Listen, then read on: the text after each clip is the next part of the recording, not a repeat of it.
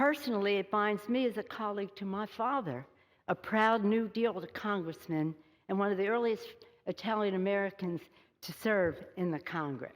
Bro, her dentures are blasted, dude. Jeez, Lord mercy. I hadn't heard Nancy talk this long for a while. Holy fuck. She's spitting. Like, literally. I don't mean like she's spitting good shit. Keep, and it links us with the highest aspirations of the ages. In this room, our colleagues across history have abolished slavery, granted women the right to vote. Nancy was like, I was there. She's like, I was against it, but like I was there. You know what I mean? Established Social Security and Medicare, offered a hand to the weak, care to the sick, education to the young, and hope to the many. Indeed, it is here, under the gaze of our patriarch, George Washington, in the People's House, that we have done the people's work. My colleagues, I stand before you as Speaker of the House, as a wife, a mother, a grandmother, a devout Catholic, a proud Democrat, a great-grandmother, and a patriotic American, a citizen of the greatest republic in the history, an Italian woman of color. I stand before you. of the world.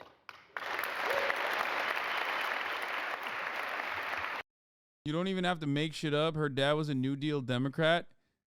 Yeah, I mean, she has spent her career running to the right of her dad on at least some of the issues, okay? So, yeah, that's true. She's like, literally, my entire political career revolves around being the best fucking fundraiser coming out of California and rising to prominence within the Democratic Party for my skills as I excelled in fundraising. This is true, okay?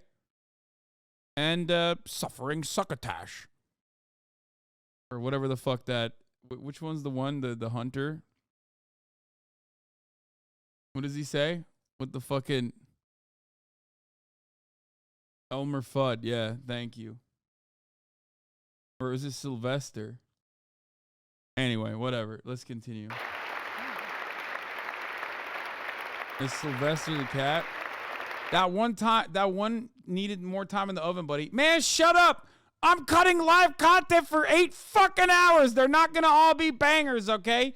You'll be repeating that joke to your fucking friends later to come across as cool, even though they're just as fucking nerdy as you because they like politics, okay? I hate motherfuckers in the chat being like, man, that's crazy. That was really not funny. And then directly repeating bar for bar everything that you hear on this fucking broadcast to your friends so you come across like you're more knowledgeable of politics than you actually are. Oh my God. Which President Lincoln called the last best hope on earth. Indeed, in the words attributed to another of our colleagues, the legendary Daniel Webster, he said, "Hold on, my friends, to the Constitution of your country and the government established under it. Miracles do not cluster. That which has happened but there once ain't nothing in wrong with that, by the way. 6,000 years I mean, that's normal. Cannot be expected to happen often. Indeed, American democracy is majestic, but it is fragile. Many of us here have witnessed its fragility firsthand, tragically, in this chamber. And so democracy must be forever defended from forces that wish it harm. Last week, the American people spoke, and their voices were raised in defense of liberty, of the rule of law, and of democracy itself.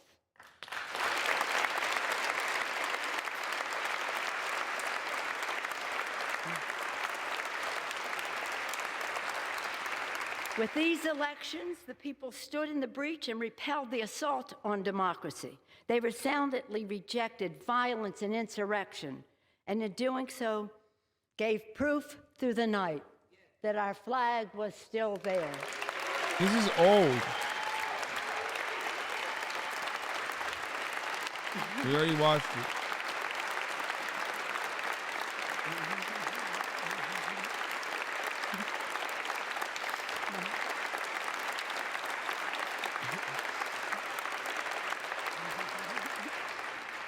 And now we owe to the American people our very... Hakeem Jeffries, the one being tapped to replace her, was once quoted as saying, Israel should not be made to apologize for its strength in reference to the brutal Israeli occupation of Palestinian territory. One of his more recent quotes was, Hakeem Jeffries is very strange, okay? Like, he is a very weird guy. I'll just say it, okay? Not a normal guy, very weird guy. Now, of course, he covers parts of Brooklyn and Queens, okay? And he's Israel's strongest defender, I would say, okay? He is Israel's strongest defender.